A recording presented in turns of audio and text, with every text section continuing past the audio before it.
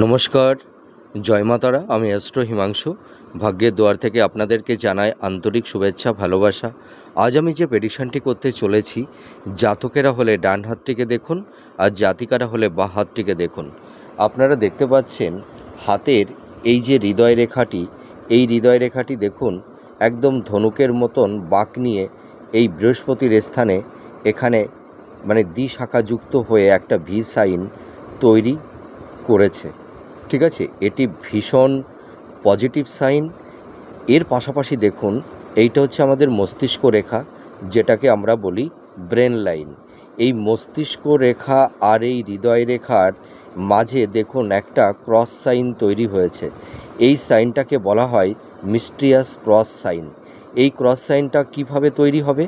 এই দুটি হৃদয় রেখার এই হৃদয় রেখা আর এই মস্তিষ্ক রেখার সঙ্গে এই দুটি রেখা কিন্তু সংযুক্ত থাকতে হবে। সংযুক্ত না থাকলে কিন্তু সেটা মিস্ট্রিয়াস ক্রস সাইন হবে না। আর এই মিস্ট্রিয়াস ক্রস সাইনটা ঠিক এই শনির, এইটা হচ্ছে আমাদের শনির আঙুল, এটা হচ্ছে শনির ক্ষেত্র, এই শনির ক্ষেত্র বরাবর থাকতে হবে। তাহলেই কিন্তু এই মিস্ট্রিয়াস ক্রসের বিশেষ গুণ আমরা পাব।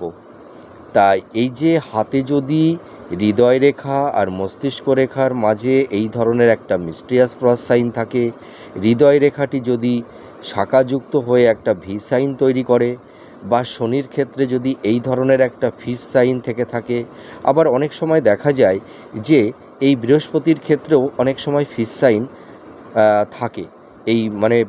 এই আপনাদের এই যেটা মস্তিষ্ক রেখা আর এটা হচ্ছে এই হৃদয় রেখা, এর মিডিলেও কিন্তু অনেকের ক্ষেত্রে ফিস সাইন থাকে।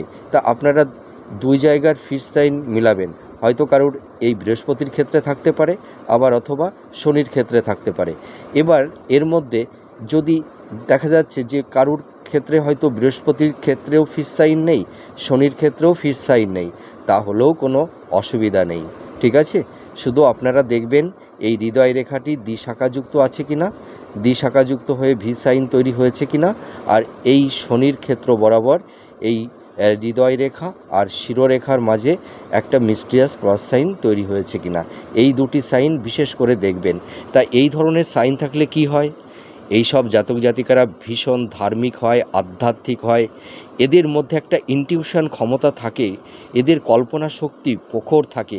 সামনে কি হতে পারে, ভবিষ্যতে কি হতে পারে, এখন কি হতে পারে, এরা আগাম আশ করতে পারে। আর এদের ঈশ্বরের প্রতি একটা অগাধ ভক্তি, প্রেম, ভালোবাসা এদের মধ্যে থাকে। এদের আত্মাকে পরমাত্মা জ্ঞানে নিতে পারে।